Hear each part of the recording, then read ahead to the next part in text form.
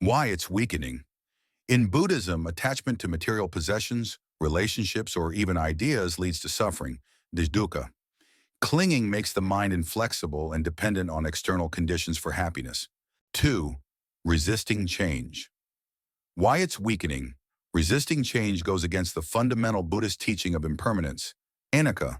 Holding on to things as they are causes suffering when life inevitably shifts. 3. Self-centeredness. Why it's weakening. Focusing solely on one's own desires and ignoring the suffering of others fosters ignorance and disconnection. It limits one's ability to cultivate compassion, karuna, and wisdom, prajna. 4. Avoiding responsibility. Why it's weakening. In Buddhism, karma is a key concept, which teaches that our actions have consequences. Avoiding responsibility for one's actions leads to ignorance and a lack of moral discipline, shila. 5. Negative thinking and cynicism. Why it's weakening. Constant negative thinking clouds the mind, leading to delusion, moha. It feeds a cycle of dissatisfaction, preventing the mind from seeing things as they truly are. Antidote.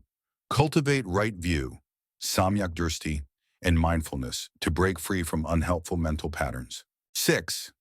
Grasping for control. Why it's weakening. Attempting to control everything leads to frustration and anxiety.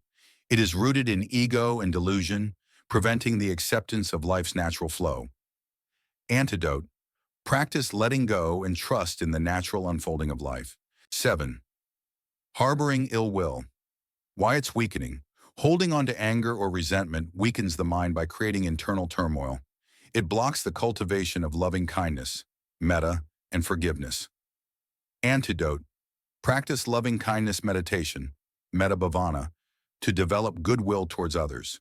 8. Procrastination. Why it's weakening. Procrastination is often linked to fear, avoidance, or lack of discipline. Inaction prevents personal growth and development. Antidote. Apply effort, virya, one of the key qualities in the Noble Eightfold Path, to overcome laziness and hesitation. 9. Living in the past or future. Why it's weakening. Dwelling on the past or worrying about the future prevents mindfulness, sati. This lack of presence in the current moment leads to mental distraction and suffering. Antidote. Practice mindfulness meditation to stay grounded in the present moment. 10.